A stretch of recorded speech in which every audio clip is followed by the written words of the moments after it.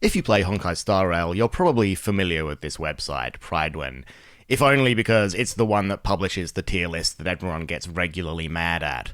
But one of the other things I have on this site is every cycle of the endgame content, they gather and publish a wealth of statistics about, what characters are being used, how they're performing, and it's just a really useful resource to see how other people are playing the game. There is this disclaimer up here that says the data is not being gathered in a particularly scientific way, so you should not use it for anything except entertainment purposes. But again, people use it to get into arguments on the internet because people will always use these things to get into arguments on the internet. But the other thing that interests me on this page is that if you go up to the top, there's this unobtrusive link that takes you to a GitHub repository, and on that GitHub repository is all of the raw data that was used to generate the statistics on the site. So if you're like me and there's questions that you have about MoC that haven't been answered in the site, or you just want to explore the data and find out new things, you can download it and look through it yourself. And so that's what I did. Now, if I was a real content creator, then at this point I'd start taking you through the cool infographics I made of the data that I found in the dataset I downloaded. But I'm not a real content creator, sadly. I'm just a nerd, so this is what you get. Let's start by loading up the data.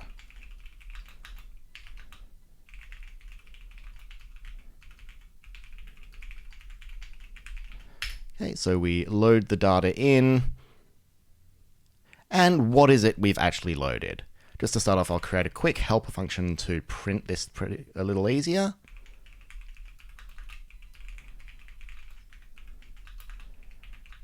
So that's going to make it a little easier to read. And if we print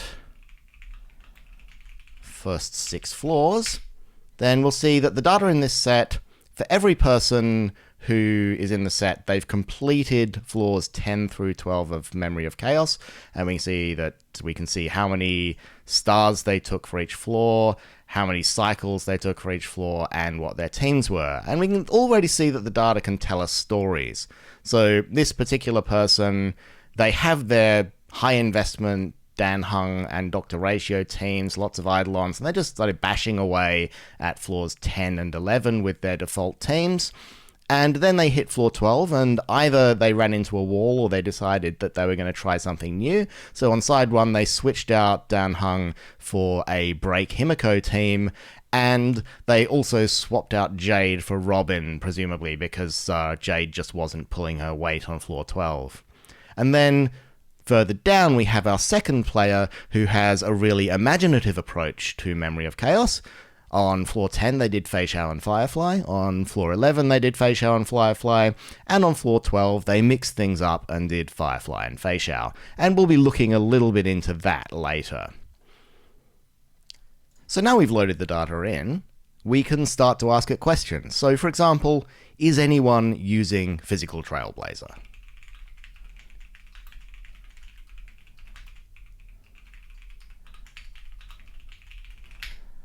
And the answer is yes, one person is using Physical Trailblazer.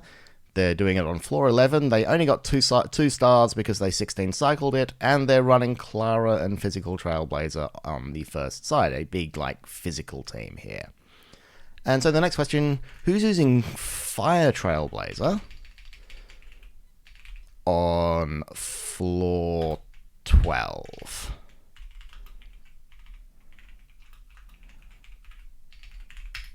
And the answer is we have 4 teams using Fire Trailblazer on floor 12, and 2 of them are getting them in over 20 cycles. But let's shout out to this player who 10 cycled with a team of Fire Trailblazer, Jiaoche, RuanMei, and Gallagher. I think it's a bit of an achievement there. Well done. So we can do all this kind of deep looking into the data, but let's start up at a high level and just look at a sort of overall performance of how people in this dataset are doing. So firstly, how many people are actually in the dataset? Everyone's completed 3 floors, so this should tell us how many individual people there are. 12,655 people have made it into this data set. And just as an aside, how these people are collected, there's basically two groups of people who end up in this data set. There's a group of about 8,000 and change people who submit their IDs to Prydwen to be looked at every cycle. And then there's a whole bunch of accounts that Prydwen just spiders every cycle and tries to find like random people who have their profiles open so that they can gather the data from random people as well. And it's basically mostly like close to a 50-50 split in this of which data comes from people who submitted their names and what data comes from just randoms. But one of the things is that even for random people to show up in the data set, they need to have gone to their profile and set the flag to say my MoC data is public in my profile. So you can expect this data to be really skewed towards the kind of person who is proud enough of how they do in Memory of Chaos to want to show it off to other people. So it's always good to keep that in mind when looking at this data. So with that in mind, how actually successful were the people who got this far into the data set? And the answer is, this is just a list of how many people got how many stars on each floor. And you can see on floor 10, almost everyone 3-starred it. There was a small number of people who only managed to 2-star it, but everyone else managed to 3-star it. But as we go through floors 11 and 12, we can see these numbers start drifting to the left. So you can imagine the people who 2-starred floor 10 are probably the same people who 1-starred floor 11 and then 0-starred floor 12. And you can see this is a pretty good representation of how the difficulty of the floors increases over time. And also, even on floor 12, where, a substantial 850 people didn't quite make the cut, you still got over 90% of people in this particular data set 3-starred floor 12. And that's probably another indication of the selection bias of the data set itself. So Prydwen focuses on people who 3-starred floor 12 as well. So I will do the same. I'll create a data set that only contains floor 12 and 3 stars. And if we look at that particular set, see there's that 11,810 people, and they averaged 5.88 cycles. So obviously, everyone did 10 cycles or better because that's what you need for 3 stars. But of that group, the average number of cycles was just under 6.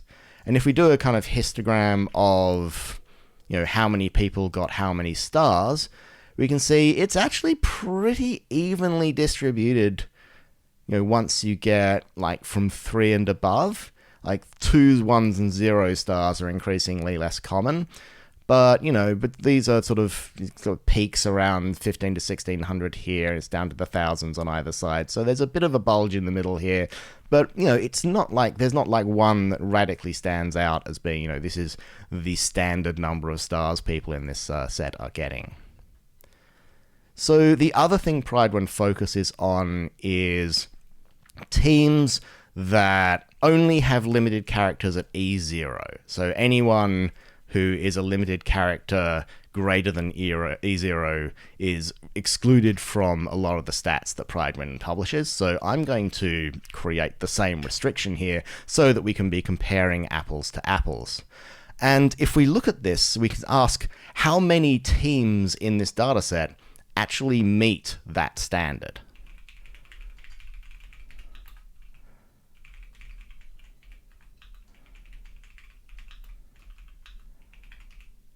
And if we just say what percent of all the teams are Prydwen approved, and the answer is 48%.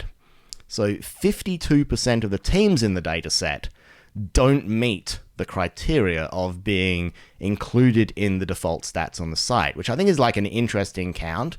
And it could be indicative of a whole bunch of different things. One of them, again, selection bias. These are high-performing players who are more likely to have eidolons. It could be indicative of the game being old enough now that even a lot of free-to-play players may have picked up an Eidolon in a rerun or in a lucky double or something like that. And it could also just be that because the dataset is people who 3-starred floor 12, it's more likely that you need a few like highly invested characters to reliably get to that level of achievement.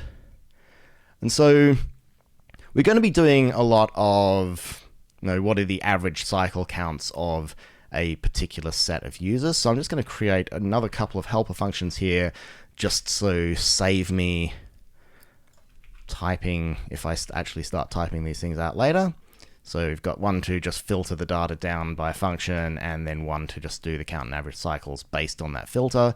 So if we create a filter that just says it lets everything through, then we'll see we get the same number of people and average cycles as we did when we counted the whole list, but it just saves me some typing. So what's the, what is the averages for players who at least have one of the teams? So at least one side is being covered by a team that meets these Prydwen guidelines. And the answer is, so 7,933 of the 11,810, so about 2/3 of the people have at least one team that don't have limited characters with Eidolons. And you can see just by adding that restriction, we've increased our average cycle count by 0.6. So just having one team without limited Eidolon characters on it increases your average cycle time by quite a lot. And what if instead of one team, we ask what's the average performance of people where both of their teams meet these criteria? Because the cycle counts are for the entire floor. They're never broken out by side. That's a limitation of the API, which means that when we look at the performance of a particular character or a particular team, even if the team that character is on doesn't have any high Eidolons, they could be like running E6 Acheron on the other side. We don't know. So if we place the restriction on all teams, we can see the number of people is down to sort of less than 1/3 of our total, and the cycle count's gone up by another half a cycle. And also this is, again, indication of the dataset itself. Only 1/3 of the dataset is people who all of their teams qualify for being included in the statistics. And let's just flip that around also. What is the cycle count for people who are not running any teams that meet this restriction? And the answer is, you actually have more people who don't have any teams with limited characters capped at E0 than teams with limited characters capped at E0. So again, high investment in this data set, but having both teams with high Eidolon characters makes you like 1.5 cycles faster than the average. We can also ask how these restrictions affect individual characters. So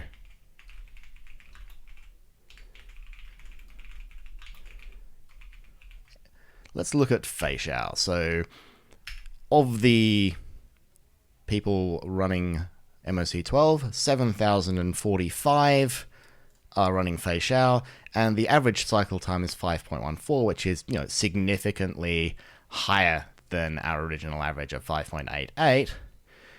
But what happens if the Feixiao is in a team where we limit her Eidolons? Then that average goes up by a good 0.85 of a cycle, so it adds almost one cycle, limiting the Eidolons for this team. And conversely, what if we restrict it to teams that aren't low investment?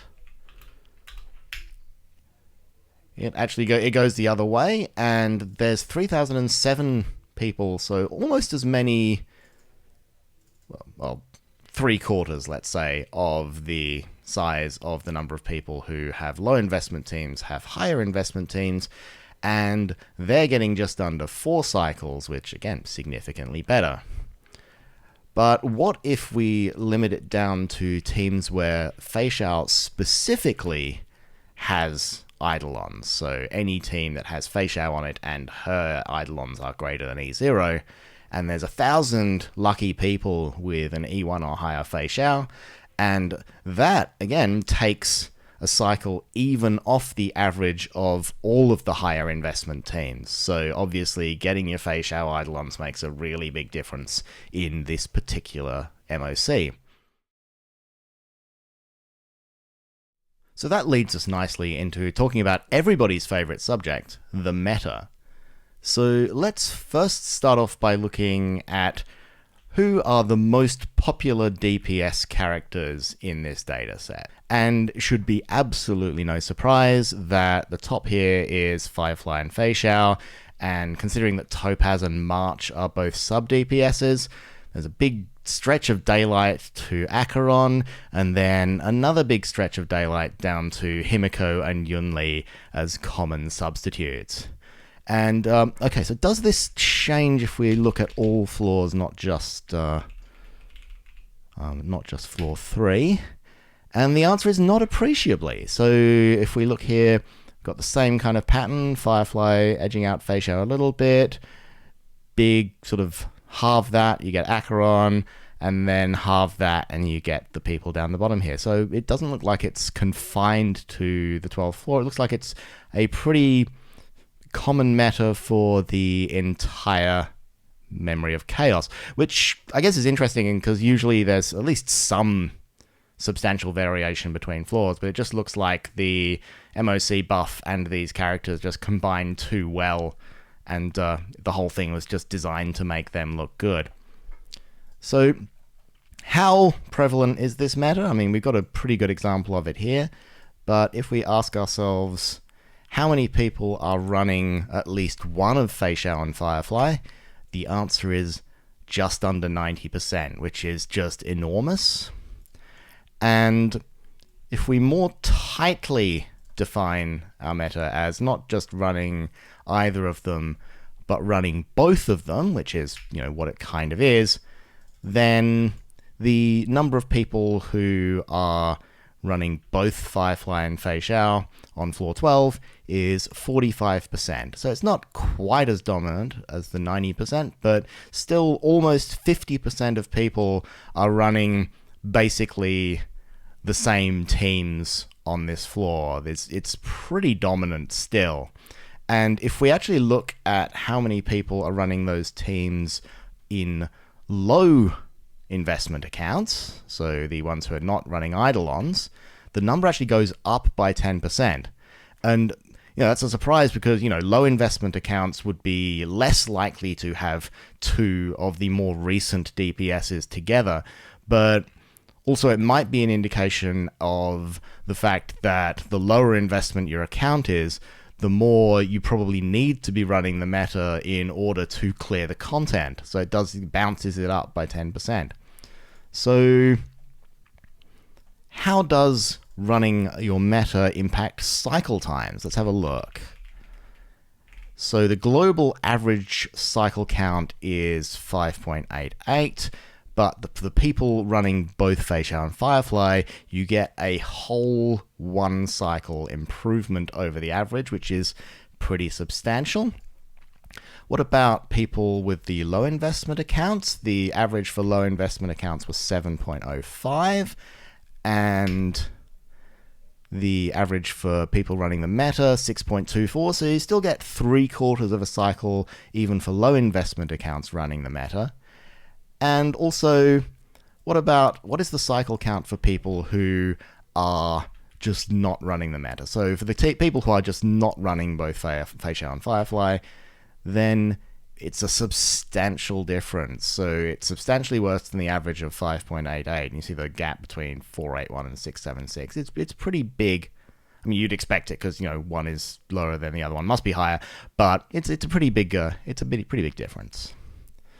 So going back here, so the average for the meta slaves are 4.81. But that's also not a particularly strict definition of the meta. The meta is actually running Firefly on side 1 and Feixiao on side 2. And we can see that most people got the memo here. Most people are running that particular combination, and the average is close because the numbers are close. But some people didn't get that. Some people decided to run Firefly on side 2 and Feixiao on side 1. And you'll see they performed really badly, but they won, so why bother changing? Astute viewers would notice that 5280 plus 52 doesn't add up to 5338, so there's 6 people left over, and those people must have been running Firefly and Feixiao on the same team. So what are they up to? And we look in here, and sort of congratulations to all these people who just decided, hey, I've got a really invested Acheron, so I'm just going to use Firefly as my sub-DPS on the Feixiao team. Like, bravo. And also, shout out to the person down the bottom here who's got an E6 Kafka, an E6 RuanMei, E2 Firefly, E1 Hua, and E2 Acheron, and still 9 cycling floor 12. Congratulations, well done. So we've got our meta of Firefly on side 1 and Feixiao on side 2, performing really well. Who's contributing the most to this combination? So if we have Firefly on side 1, but we don't have Feixiao on side 2, what happens? And the answer is the average cycle count goes up pretty substantially, 6.4, and so obviously Feixiao is contributing significantly here. What about Firefly? What's Firefly contributing here? Firefly is also contributing quite a lot, but not quite as much as Feixiao. So taking Firefly off the team hurts you a little less than taking Feixiao off the team. So Feixiao is a little better suited to this floor of Memory of Chaos. And the next question would be, if you're not running the meta team, who are you substituting in? So if we define not Firefly as our team that doesn't contain Firefly but on side 1 but does contain Feixiao on side 2, who are the DPS that are most popular on the other side? And the answer is Acheron number 1. Probably no surprise to anyone. But the second one is Himiko, and this was a really fun strat for side 1 because it was those 3 annoying people who give you dots and don't trigger Clara, which just always triggers me. And putting Himiko on that side, there was a lot of break, and the shared damage from a follow-up attacks was really fun. So that was a nice combo, and it's good to see that represented there. And let's ask the same question. So if you're not running Feixiao on your side 2, then who are you running on side 2? And the answer here, once again, Acheron. And the second one was Yunli. And Yunli also another really fun substitute here because Hule hits repeatedly, and putting either Yunli or Clara or possibly both on your team just meant the follow-up attacks went brr, and it was a fun combo. It's like these substitutes were honestly both more fun to play than the meta teams, but how do they perform? So who was the better substitute on side 1? So it's between Acheron and Himiko, and when you put Acheron on side 1, your average is 6.64, but if you've got Himiko on side 1, 6.54. So pretty much the same, really, just a whisker between them. But it just goes to show how the meta in MoC and the combination of the MoC buffs and choice of opponents really determines how powerful characters are. And sort of looking at the other side, we've got Acheron 6.37 as an average cycle count for side 2 when she's on side 2, and compared to Yunli, pretty much the same. So it's a good advertisement for the suitability of characters on each side.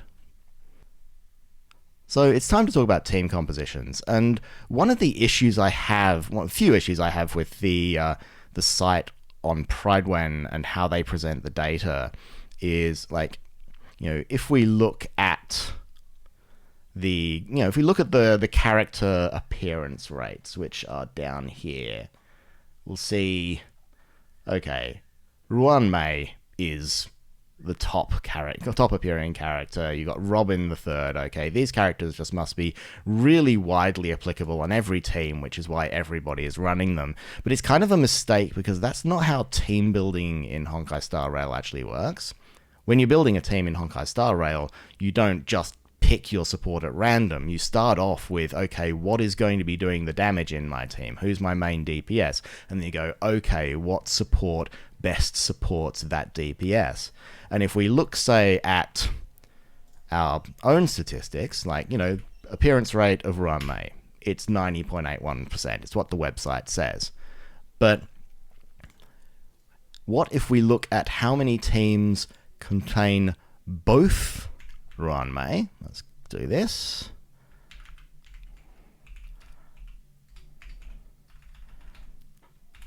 And Firefly. That's 72.96. So of that 90.81 appearance rate, 72% of that 90.81 is RuanMei being the best support for Firefly. And if we add the Trailblazer to here, only goes down to 72.8. So the massive appearance rate of RuanMei, while she is obviously, one of the best characters in the game and very widely applicable off different teams, in these particular statistics, the main reason she's got such a massive appearance rate is the fact that she is the only viable support for Firefly. And imagine the RuanMei, Firefly, ImaginaryTB, and some sustain is the default Firefly team, and very few people deviate from it because it was just designed for that team to work really well. So probably a better way to look at this is to break teams down by main DPS, sub DPS, supports, and sustains, and see how they stack up related to each other. So, for example, we can look at who are the most common DPS companions of Feixiao. So who's a companion for Feixiao in the DPS role? And obviously, number 1, Topaz, number 2, Hunt, and then it goes down very quickly to, the ones who are even less popular and having no sub DPS at all. And it's worth noting here in advance that Topaz, as well as being a very good general companion for Feixiao, is very well suited for this particular flaw, because there's a fire weakness on pretty much every enemy, and there is a massive component of the MoC buff is breaking those enemies. So Topaz is represented here not just because she's a really good companion for Feixiao, but because she's really suited to the content being cleared. We can kind of see this by looking at the performance of teams containing Topaz and Feixiao, where the average cycles are 4.55, and then how does Feixiao perform when the team does not contain Topaz? Which is, again, it's a significant drop in cycles. It's still better than average, but just having Topaz on the team, having that extra source of fire break, just does a massive improvement. And we can also see, just as a laugh, how does Topaz perform when she's just on her own without Feixiao? And the answer is not too well. I mean, not badly. And she's filling in on probably a lot of teams. There's probably a lot of boot hill teams where she's contributing still a lot of fire break, but it's definitely nowhere near how she's working with Feixiao there. And we can sort of see who is... I should have said Doctor Ratio instead of boot hill. So when Topaz is on the team but Feixiao is not, then her main companions are going to be Doctor Ratio, Yunli, and Clara. So it's your follow-up mechanic. So we've looked at the DPS companions for Feixiao, but we also want to look at her support companions.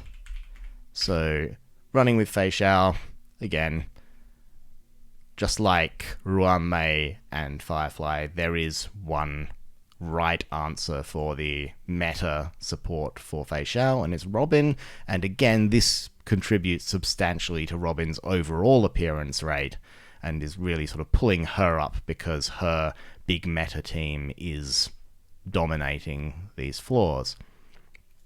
And if we look just for completeness at sustains, then it's dominantly Aventurine, but there's still quite a few of us, myself included, who didn't pull Aventurine, so we're falling back on our FuXuans to keep Feixiao alive, and that worked pretty well for me. Who are the companions of Firefly? And we already know the answer to this, because we know that there's really only one particularly viable Firefly team. There's some people who put Himiko on there for some extra follow-up attack damage and, some fire break, but for the most part, everyone is running the standard RuanMei, Imaginary Trailblazer, and Firefly team, and there's very few people on this tail end, and a lot of the people who are on the tail end are the people who are doing no sustain. And speaking of sustains, who's sustaining Firefly? And this is interesting. So the people who are sustaining Firefly, Gallagher and Lingsha are the two you would expect, but Gallagher is still substantially outnumbering Lingsha, and this suggests that, again, like me, I was tempted to pull Lingsha because she fit so well in my Firefly team, but Gallagher was already there and doing basically what Lingsha does, just not as well, and the extra value of pulling a whole character just to get the slightly better person in that sustain slot didn't seem worth it, which actually makes me wonder if it was worth it. So I'm just going to go off script here, because I have the data in front of me, and one of the great things about doing this is, if I get curious about something, I can just ask the data. So what is the performance of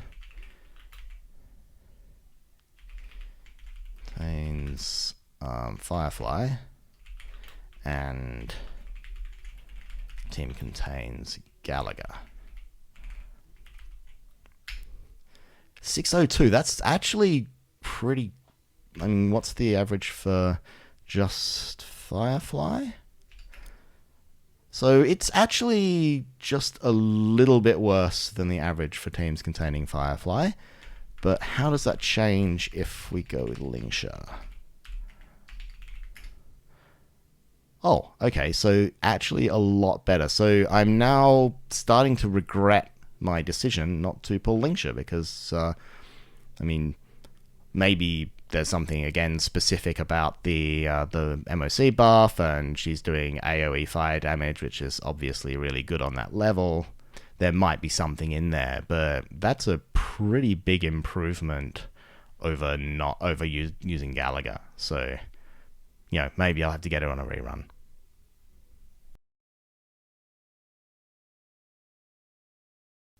So let's talk about Eidolons. First, let's get a list of every member of every team in our dataset.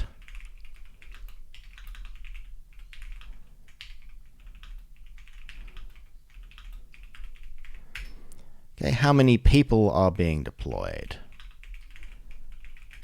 Quite a few, 95,000 different characters. Of these 95,000 different characters, how many of those are limited 5 stars?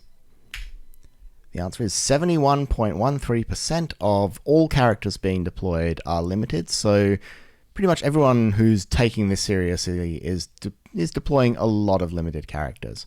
So how many of these characters are greater than E0? And the answer is almost 20%. So again, this is pointing to the fact that, these statistics are people who are, pretty invested at this point.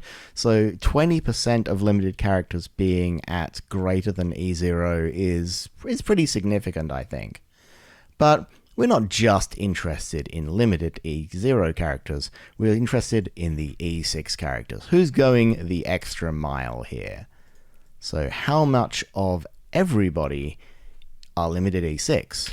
And the answer is 1.5%. So thank you to those people who are spending thousands of dollars on those 1.5% of characters to make the rest of us feel good. So of these people running E6 characters, so how many people in our sample are running at least one limited E6 character? And the answer is 865 of our, so around 12,000 teams are running at least one E6, which is about 7.32% of our total players. And if we look at it in terms of teams instead of players, so there are 1,085 teams with at least one E6 on it, and that is 4.59% of the deployed teams. But we can go a little further into this investigation of our really sweaty invested players here. So how many people are running more than one limited E6 character? So we can count the E6s in a team, and hopefully there we go. Of all of our teams being deployed, which is about 24,000 because it's twice our 12,000 players, it's 22,535 people running no E6s at all, 842 running one, then 174 running 2, 51 running 3, and 18 people have at least one entire team made up of E6s. And I salute those people. And in order to salute those people, let's find out who the worst of them are. So we'll find everyone who's running all of their members limited E6, and we will sort them in reverse performance order and see how they went. And let's discount this one because they're just their team that is only E6s as a single Firefly, which I think is kind of cool. Same with this one. But looking down here to the person who 6-cycled, with one side being an E6 Acheron, Silverwolf, Sparkle, and FuXuan, and then the other side being Blade, Feixiao, Bronya, and Lingsha, 6-cycling that is pretty impressive. Now let's talk about sustainless compositions. So let's first create a filter that allows us to filter out people who are running without a healer or shielder. And how many people in our dataset are running any team without a sustain? And the answer is 563 of them. And the average cycle time is 2.74, which is really good. And being without a sustain is usually a sign that you're trying pretty hard. But 563 is still quite a few people, so let's narrow that down a bit more. How many people are running with all teams, or both of their teams, with no sustain? And 66 people are running no sustains at all on either side, and their cycle count is down to 0.23. So most of these people are zero cycling. But it's still quite a few people, so let's narrow it down a bit more. How many people are running all teams without a sustain and without any limited characters with Eidolons? So this is getting right up to the pointy end of tryhard, and we've got 3 of those in our dataset. So we may as well have a look at them.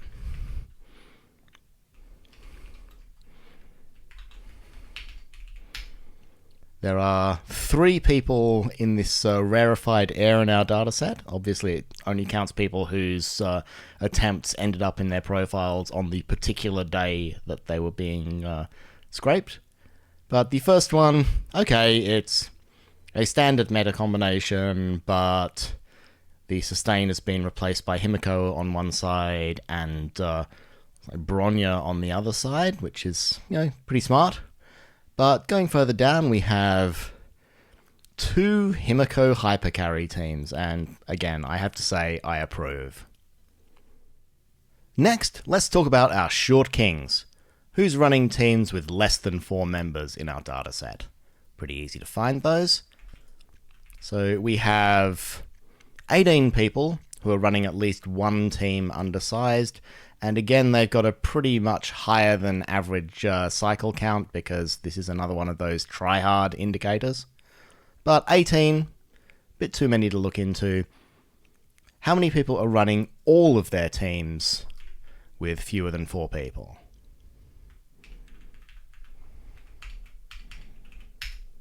We have 6 people running with both teams undersized, and their average cycle count is 4.17, still pretty good.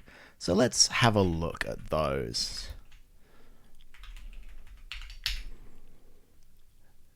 We have Himiko and E6 Feixiao. So a lot of E6s are going to show up in this. Props to this person who's obviously just trying out a bit of a challenge here. They're running basic E0 teams. You got Firefly, Lingsha, and Imaginary Trailblazer, Feixiao, Robin, and Aventurine. They've obviously just decided, let's see whether I can still 3-star this without filling my teams up, and that's pretty impressive. And last in this section, let's talk about the hardcore Star Rail player's favourite masturbatory aid, the Zero Cycle. So first, let's extract a list of all the Zero Cycles from our test data. And the data is going to contain 473 Zero Cycles. So of the data that was collected, 473 of the attempts were Zero Cycles. Now let's see how many of these people got their Zero Cycles by paying for them. So how many people are running an E6 on both teams when they Zero Cycle? 101 of the 473. And how many people are running an E6 on at least one team? The answer is 196 of the 473. So it's not an overwhelming amount, but there's quite a few people who have decided they want to buy their way to a Zero Cycle, which, more power to them, pays for the game for the rest of us. So for the people who are Zero Cycling, what is the distribution of team members? What characters are they choosing? Is there anything surprising here? And the answer is really no.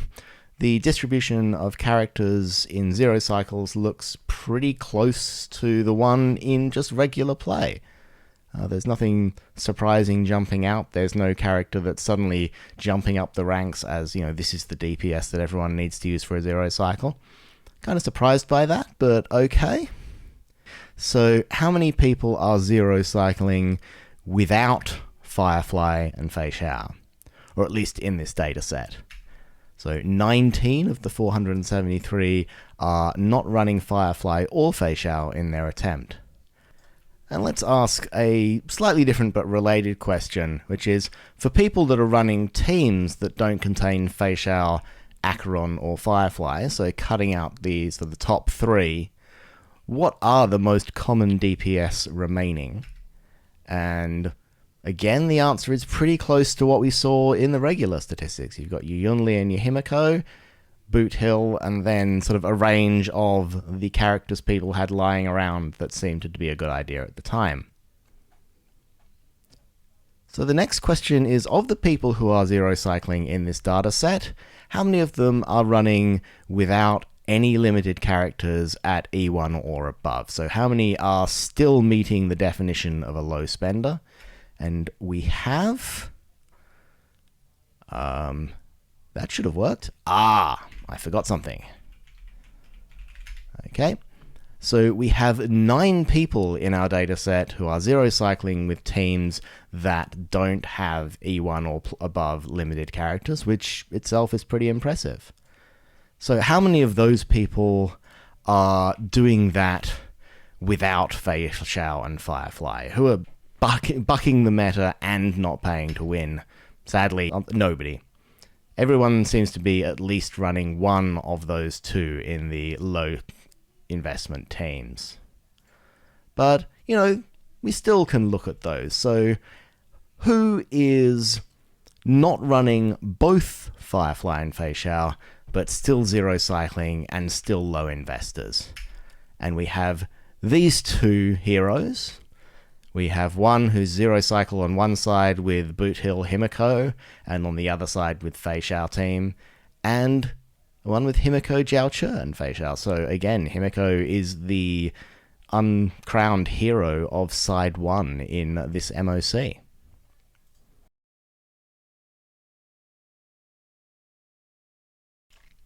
So, enough of people trying too hard. What about people who are living their best lives? Where are you, Yanqing?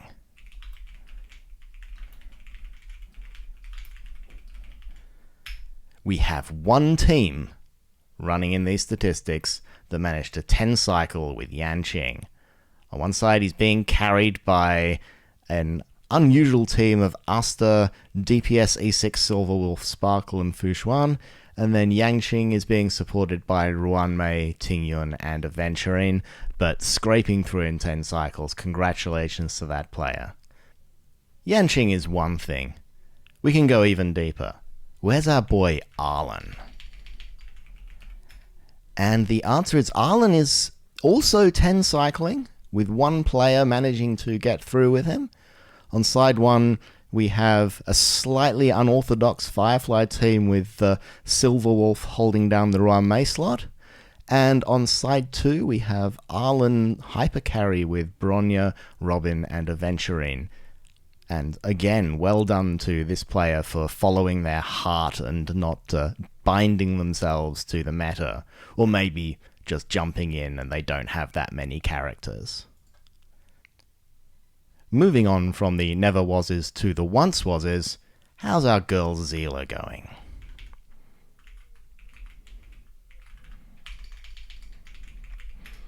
We have 50 teams in our set running Zeela. They're averaging 7 cycles, which is not great but not disastrous. It's on the low end of the non-meta teams. And the big question about this is, are a lot of the people who are hanging on to Zeela running her at E6?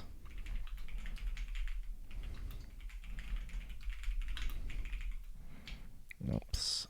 Actually, no, that's wrong.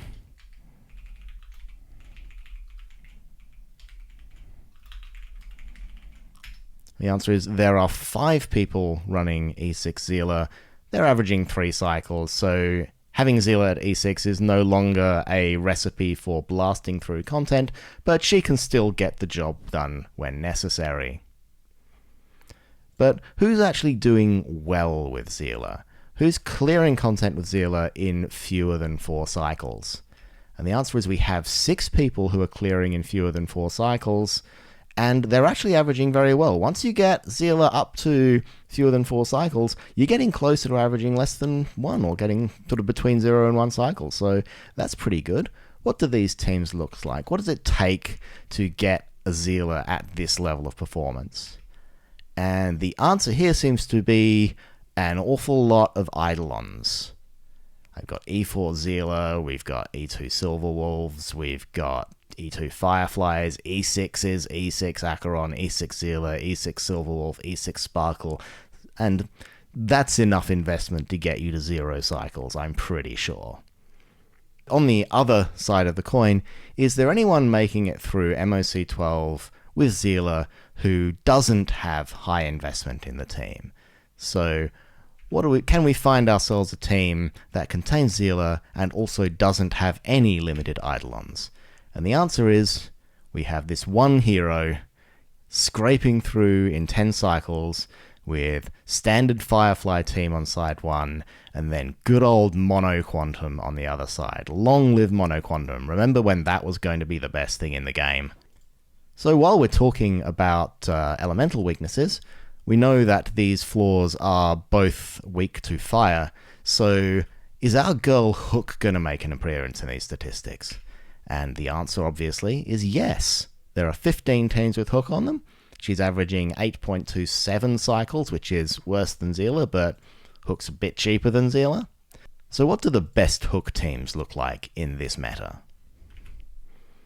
And the answer is, we have an all-fire except FuXuan team here, with Himiko, Hook, and Asta supporting each other, and E6 Yunli just romping it through on the second side. We've got a Hook hyper carry here doing 3 cycles with Hook, Jiaoche, Robin, and Aventurine. We've got Hook, Robin, Sparkle, and Huahua coming in at 6 cycles, and then we go down to the 8 cycles. So Hook's doing pretty well for herself. For my last investigation, I want to take us back to the Prydwen website, specifically the much maligned tier list. So you can see they divide the tier list into sections, and we have the apex characters, which are these characters are going to be good in pretty much any circumstance, and you can bring them along for your teams. And then meta, which is use these when you have a particularly suitable meta, and so on. And the next question I want to ask is, who's running teams without apex characters? So let's first define our Apex DPS, and our Apex DPS is from the Prydwen tier list: Feixiao, Firefly, Acheron, Dr. Ratio, Yunli, Boothill, and Topaz. Topaz may or may not belong on the list because she's really only an Apex DPS in combination with some other character. She's a sub DPS, but I'll leave her there just to avoid any argument. And so, of our dataset, how many teams or how many people are just not running any Apex DPS? And the answer is 139 people, and on average these people are performing pretty badly, worse than the hook teams on average. And let's have a look at who the best performers are of the non-Apex DPS teams. And we can see we have our E4 Sealer here coming in at 0 cycles. We've got an E6 in Devotee and Blade, so, you know, doing pretty well. 3 cycling with Invibidalune E6, Sparkle E6, Blade E6, Jingli E6, and RuanMei E6. Maybe it's a very unsuitable team, but you'd think it might be able to brute force a little better than that.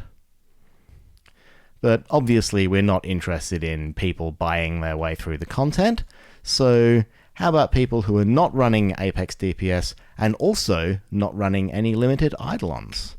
And there are 24 of those teams. Their average clear rate is pushing closer and closer to 10. That's kind of understandable. But let's look at the best 5 performers from the low investment non-Apex DPS teams. And at the top we've got this looks like it's probably Crit Kafka, but you can never tell. And Clara on the other side, and then we've got Himiko and Clara, so it seems that if you're going to be running a low investment team from the non-Apex DPS section, Himiko Clara is the way to go in this particular MoC. Now let's do the same thing for sustains. It's probably going to be a little harder for sustains because the Apex sustains are basically almost all of the limited sustains. I think the only one missing there is Loacher, I think. And I need to spell Huohua correctly. Thank you, type checker. So if we have defined our Apex sustains, then how many people are running at least one sustain, but are not running any of the Apex sustains? And the answer is 18 people, and they're averaging about 8.22 cycles. Let's look at the best performers from that patch. And it's a lot of Luocha and Japard and Bailu just filling out the 5-star sustain slot. I just want to call out this person. They've got their E6 Kafka, they've got their E6 Robin, they've got their E1 Yunli, but obviously they just had no money left over to pull healers, so they're running Lynx and Natasha. And I was wondering why they're running Lynx on this side, because you probably want to run her with Yunli, but then I remembered this is the annoying dot people, so having the AoE cleanse on this side is probably really useful. And of course then that got me thinking, who's running Natasha? Natasha, the first healer that you get, unless you get lucky in the gacha early on, and probably the first one you bench once you get better options. And the answer here is that there are 13 people running Natasha. Who are the best performing Natasha teams? And we have a 0 cycler here. Somebody's obviously just started picking up healers because they have a Lingsha at E2, but side 2, they're still going with their E6 Natasha with Feixiao. Seems to be a common thing to put on side 2.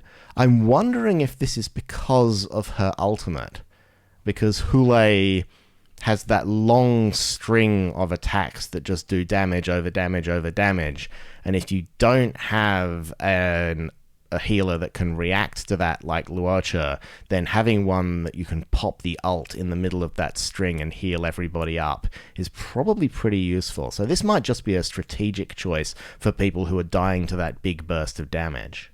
let's do the same thing with support. So our Apex supports are Robin, RuanMei, Jiaoche, and Imaginary Trailblazer. Now, who is running without any Apex supports? 22 people, 8.45, so about the same as the people who weren't running with Apex sustains. And the best teams not running Apex supports. So yeah, it's mostly teams with Sparkles and Bronyas and Palas. Yeah, seems pretty predictable there. And finally, let's see the ultimate challenge. So all Apex characters. Apex DPS. And Apex sustains. So for all our Apex characters, let's find who is using